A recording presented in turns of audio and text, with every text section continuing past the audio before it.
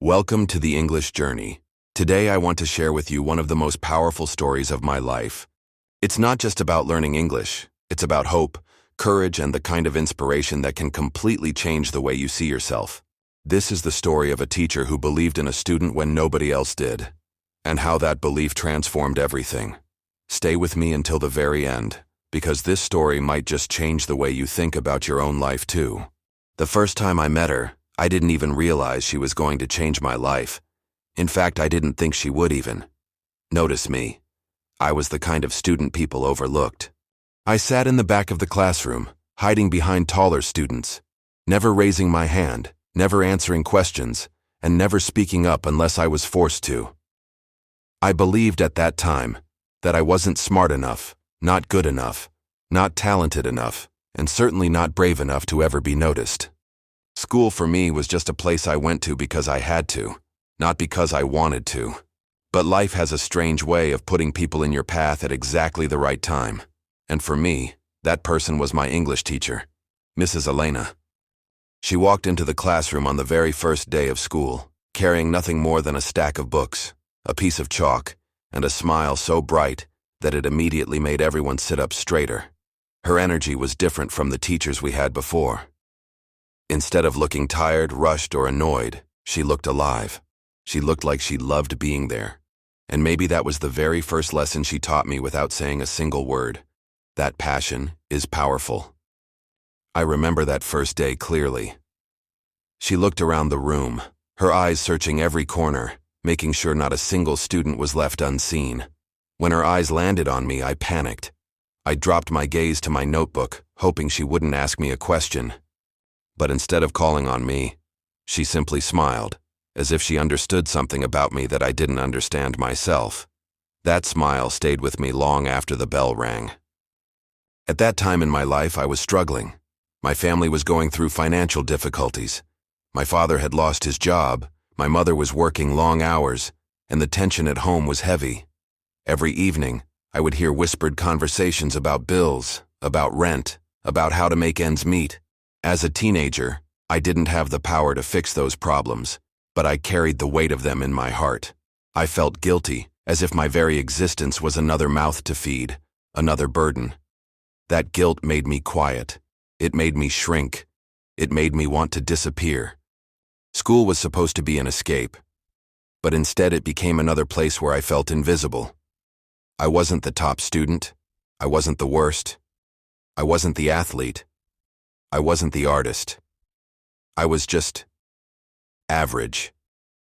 And being average meant no one noticed you, or at least that's what I thought, but Mrs. Elena noticed. She had this unique way of teaching that made English feel alive. Instead of forcing us to memorize long grammar rules or copy notes until our hands cramped, she told us stories.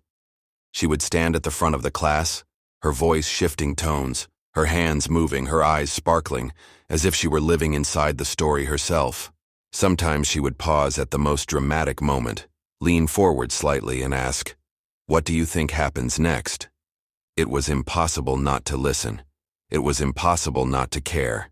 One day, she assigned us a simple task, to write a one-page story about anything we wanted. For most of my classmates, it seemed easy, but for me, it was terrifying. I didn't think I had anything interesting to say. My life felt too ordinary, too small. But that night, when I sat down with my notebook, something surprising happened. I began to write. I wrote about a boy who felt invisible, who walked through life as if no one saw him. But then, one day, someone did. It wasn't a polished story, it wasn't even very good, but it was mine. It was the first time I had ever put my feelings into words. The next day we handed in our papers. I expected nothing. Maybe a quick check mark at the top, maybe a small comment, maybe nothing at all. But when she returned the papers a few days later, I noticed something different. On the top of mine, written in bold blue ink, were the words, "You have a gift." My heart stopped. I read the sentence over and over again. A gift? Me? Could that possibly be true? After class, she called me over. My palms were sweaty, my knees felt weak. But when I stood in front of her, she looked at me with kind eyes and said, "You have a voice. Don't ever be afraid to use it. That was the moment everything began to change. It wasn't an instant transformation. I didn't suddenly become confident or fearless overnight, but those words planted a seed inside me. For the first time, I wondered if maybe I wasn't invisible. Maybe I had something worth saying.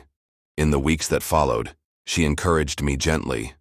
Whenever she asked questions in class, she gave me time, never rushing me, never pressuring me. When I finally gathered the courage to raise my hand, she treated my answer as if it was the most important contribution in the room. That small recognition gave me strength. Every little step I took, she celebrated, but it wasn't only about school. One afternoon after class, she noticed I seemed upset. I had been carrying the weight of my family's struggles, and it must have shown on my face. She didn't pry, she didn't demand answers. Instead, she said softly, "Remember, whatever storm you're walking through, you don't have to let it define you. You're stronger than you think."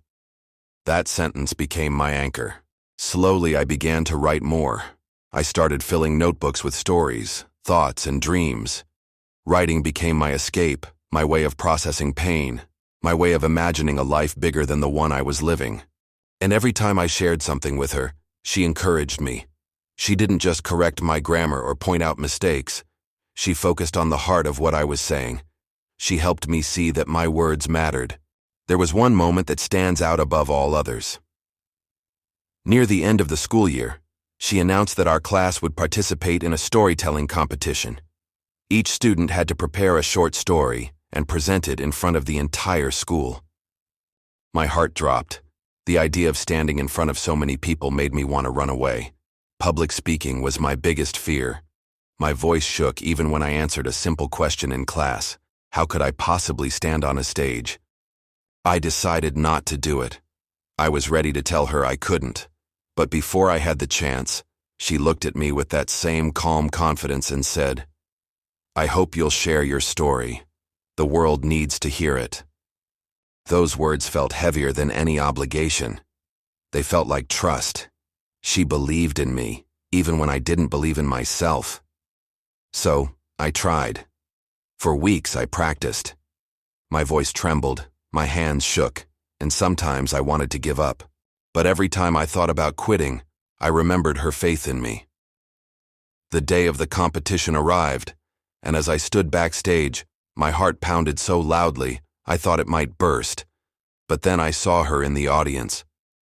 She gave me a small nod, as if to say, "You can do this." And somehow I did. I walked to the microphone, my legs unsteady, my throat dry. For a moment I froze, but then I remembered the words I had written, the story I wanted to share, the voice I had almost silenced forever, and I began to speak. Something magical happened. As I read my story, the fear started to fade. I wasn't just speaking words.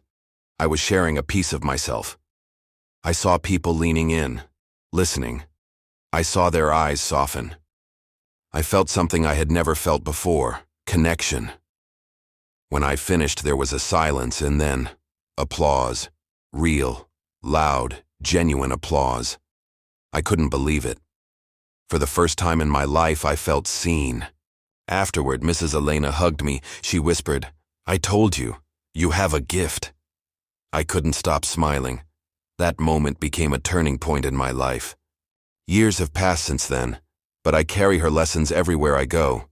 She didn't just teach me English, she taught me courage. She didn't just correct my grammar, she corrected the way I saw myself. She didn't just help me become a better student.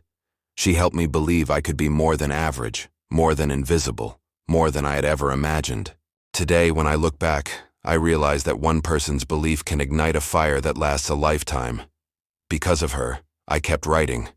Because of her, I found my passion. Because of her, I discovered that learning is not just about textbooks or grades, but about finding your voice and daring to share it with the world.